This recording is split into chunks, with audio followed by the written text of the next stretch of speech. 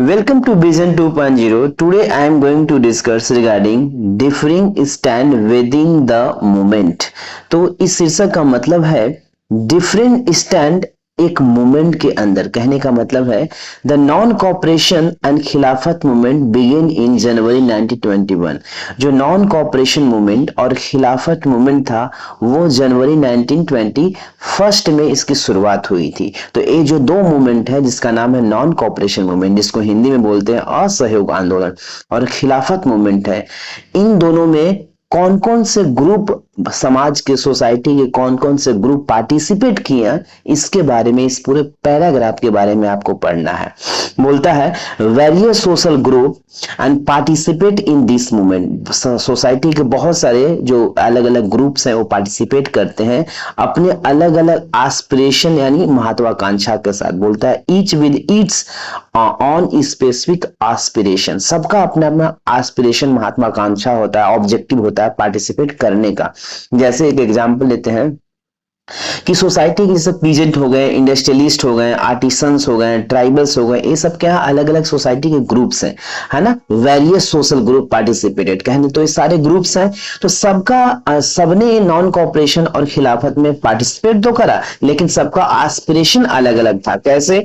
जैसे non cooperation movement में जैसे पीजेंट ने करा, तो वो इसलिए उन्होंने पार्टिसिपेट नहीं करा कि इंडिया को आजादी मिले, इंडिया को फ्रीडम मिले। आप वो सोच चाहते थे कि इंडिया को आजादी मिले, लेकिन साथ ही साथ सबसे बड़ी ऑब्जेक्टिव उनको पार्टिसिपेट करने का ये था कि वो अपने जो उनको ज्यादा कर लिया जा रहा था अंग्रेजों के द्वारा, है ना, एग्रीकल्चर जो टैक्स होती थी वो लिया जा रहा था, उसे में वो डिस्काउंट पाना चाहते थे, उसमें छूट पाना चाहते थे। क्योंकि हर साल उस समय फसल होती नहीं थी और कर में छूट मिलता नहीं था, तो कर कहां से देगा जब फसल हुआ ही नहीं, है ना, कृषि हुई नहीं।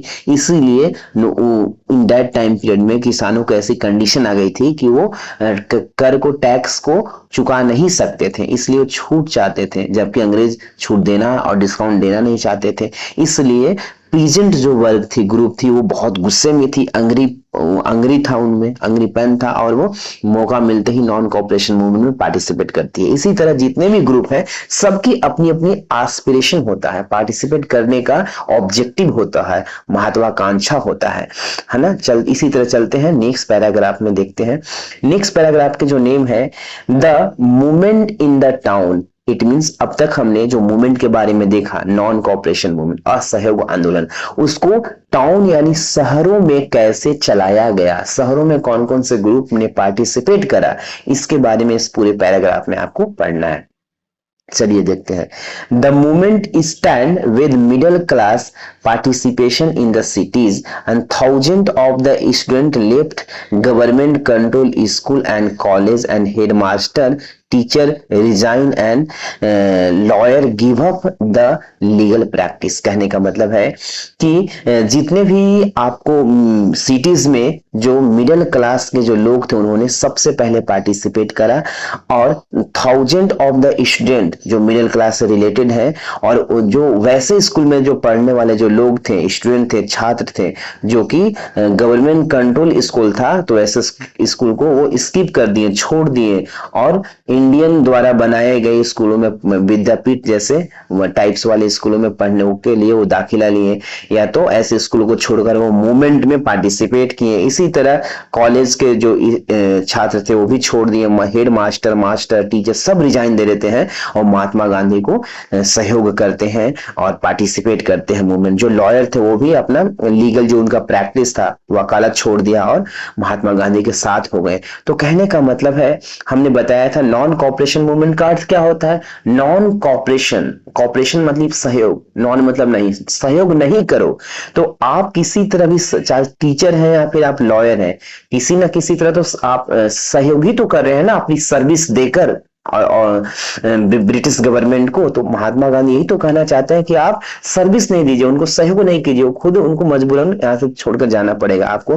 पिछले वीडियो में हमने ये बताया भी था।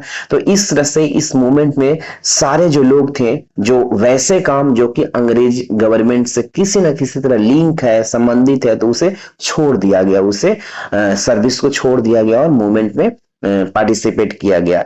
The council elections were boycotted in most provinces except the Madras, जो काउंसिल इलेक्शन था उसको भी बाइकआउट किया गया, बाइकआउट यानी बहिष्कार किया गया, लेकिन एक्सेप्ट मद्रास, मद्रास को छोड़कर, मद्रास में छोड़कर पूरे इंडिया में, पैन इंडिया जितने भी स्टेट्स है हर जगह के इलेक्शन को बाइकआउट किया गया।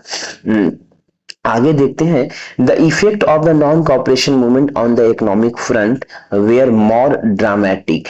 अब हम इस पैराग्राफ में जो नॉन कॉपरेशन मूवमेंट में जितने भी चीजों को छोड़ा गया, सर्विस को छोड़ा गया है ना, जितने चीजों को एक बाहरी जो चीजें थी, जो फॉरेन से रिलेटेड जो चीजें थी, अंग्रेजों से संबंधित जो चीजें थी, उसे त्याग दिया गया है ना, बाइकआउट किया गया। उसका इकोनॉमिक पे क्या प्रभाव पड़ा, इकोनॉमिक फ्रंट पर क्या इफेक्ट पड़ा, इसके बारे में इस पैराग्राफ में आप देखेंगे। बोलता है foreign goods were boycotted, liquor shop and picketed and foreign cloth burned in the huge bonfire. कहने का मतलब है कि जितने भी वैसे गुड्स होते थे जो बाहर बनते थे उनको बाइकआउट किया गया। लीकर जो शॉप होते थे है ना, वहां पर धरना, हमारे जो वुमेन थी, हमारे जो महिलाएं थी वो धरना देती थी, उनको बंद करवाने की प्रयास किया जाता था है ना। वाइन कभी ना पीने की संकल्प लिया जाता था। कहने का मतलब है वो सारी चीजें जो ब्रिटिश गवर्नमेंट से रिलेटेड है या फॉरेन है, इंडिया के नहीं बना हुआ है, इंडिजीनियस नहीं है, देसी चीज नहीं है, तो उसे छोड़ने के प्रयास किया जाता था, क्योंकि अल्टीमेट उसे हम परचेज करके हम उनको पैसे देकर उनको एक तरह से सहयोग ही तो कर रहे हैं ना। इसी तरह जो इंपोर्ट था फॉरेन क्लोथ का वो हाफ हो गया है ना 1921 से 1922 के बीच में। जैसे आप इस मूवमेंट को चलाने से पहले लगभग 102 करोड़ के वैल्यू का कपड़े बाहर से इंपोर्ट किया जाता था है ना, जबकि इस आंदोलन के बाद में वो घटकर आधा हो गया और 57 के लगभग पहुंच गया। तो इस तरह से हम देखते हैं कि इकोनॉमिकल जो फ्रंट पर इस मूवमेंट का क्या इफेक्ट पड़ता है इकोनॉमिकल फ्रंट पर। तो अब इतने वैल्यू के कपड़े कम हो गए, सामान कम खरीद रहे हैं, बाहर से कम आ रहे हैं, तो इतना कम पैसा देना पड़ेगा ना। तो इस तरह से उनको ब्रिटिश गवर्नमेंट को नुकसान ही नुकसान हुआ। तो इस तरह से इकोनॉमिकल फ्रंट पर नुकसान होती है। आगे चलते हैं, and cloth and wearing only Indian ones and productions of the Indian textiles mills and handloom went up. अब देखो, एक तो ये हुआ कि बाहरी कपड़ों को बहिष्कार कर दिया गया, तो अब बाहरी कपड़े जो पहनते थे लोग वो कहाँ शिफ्ट होंगे, अल्टीमेट जो इंडियन जो प्रोडक्शन है, इंडियन टेक्सटाइल है, वहां लोग शिफ्ट हो जाएंगे। इंडियन टेक्सटाइल या पर जो हैंडलूम से बने हुए जो चीजें हैं है ना, खादी जो चीजें है, उस पर ज्यादा बूम आएगा, डेवलपमेंट होगा। वही हुआ, इंडियन जितने भी कपड़े थे वो बहुत ज्यादा बूम हो चला गया, लोग उसी को खरीद कर पहनना शुरू कर दिया और बाहरी कपड़े को बाइकआउट करना शुरू कर दिए। But this movement in the cities gradually slow down for a variety of the reason। लेकिन धीरे धीरे जो मूवमेंट था कम होता गया, इसकी लोगों में उत्साह कम होता गया, स्लो डाउन होता गया। क्यों ग्रेजुअली होता गया, क्यों? तो इसका रीजंस कई हैं। फॉर द रीजन है ना, for the variety of the reason, एक एक करके रीजन जानते हैं।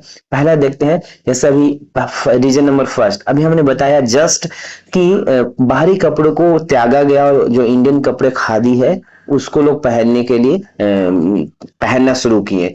अब जो खादी कपड़े बहुत महंगा होता है, khadi cloth was more often more expensive, बहुत एक्सपेंसिव होता है, तो हर कोई तो नहीं खरीद सकता। तो अब जो पुअर पीपल है वो इसे खरीद नहीं सकते थे, तो बाद शुरुआत तो उन्होंने किया किसी तरह खादी खरीद कर, लेकिन पुअर जो पीपल है could not afford two by it, इसे हमेशा बाई करने अफोर्ड नहीं कर सकते हैं खादी कपड़े को, इसलिए फिर से उनको बाहरी कपड़े को खरीदना पड़ा है ना। जो पुअर पीपल है तो फिर से बैक जाना पड़ा है ना, तो फिर से वही बात आ गई। इसी तरह जितने भी था alternative Indian institution had to be set up so that they could be use in the place of the British ones and these were slow to come up। कहने का मतलब है कि जितने भी जो ब्रिटिश गवर्नमेंट कंट्रोल जो स्कूलें थी उसको तो छात्रों ने छोड़ दिया, लेकिन वो कहाँ जाएंगे, तो इंडियन इंस्टीट्यूशंस में जाने के प्रयास किए उन्होंने। लेकिन बड़ी संख्या में जब लोग छोड़ेंगे तो बड़ी संख्या में इंडियन इंस्टीट्यूशन स्कूल तो मौजूद भी नहीं है, डिग्री कॉलेज तो है भी नहीं, तो फिर कहाँ जाएंगे, तो मजबूरन फिर से भारतीय छात्राओं को वहीं जाना पड़ा जिसको छोड़कर आए थे।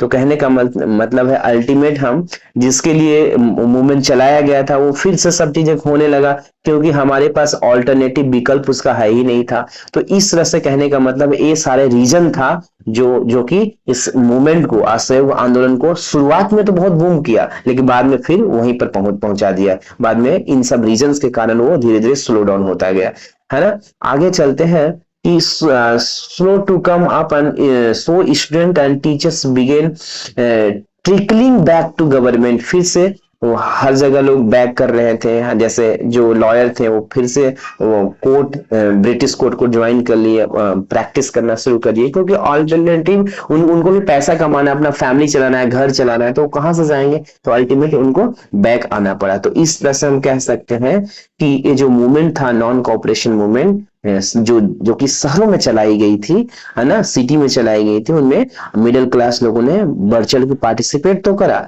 और ये चीज पैन इंडिया मूवमेंट भी बना। लेकिन कई कारणों से ये धीरे धीरे स्लो डाउन हो गया। रीजन क्या था? खादी का एक्सपेंसिव होना, इंडियन इंस्टीट्यूशन, भारतीय जो स्कूलें हैं, कॉलेज हैं और यूनिवर्सिटी है, उसको बड़ी संख्या में उपलब्ध ना होना, है ना, इस वजह से भी ये धीरे धीरे स्लो डाउन हो गया। तो आज के लिए इतना ही, फिर से मिलेंगे अगले वीडियो में, और फिर से जब मिलेंगे तो इस पैराग्राफ को हम चर्चा करेंगे, rebellion in the country side. Means country side मतलब का मतलब होता है लाइक ग्रामीण एरिया, है ना। अभी तक हमने पढ़ा था शहर एरिया में मूवमेंट कैसे चलाया गया, अब हम पढ़ेंगे रूरल एरिया में जो रिबेलियन है, जो नॉन कॉपरेशन मूवमेंट रिबेलियन है, वो रूरल एरिया, ग्रामीण इलाकों में कैसे चलाया गया और किन लोगों ने ग्रामीण इलाकों में पार्टिसिपेट करा। तो आज के लिए इतना ही, थैंक यू।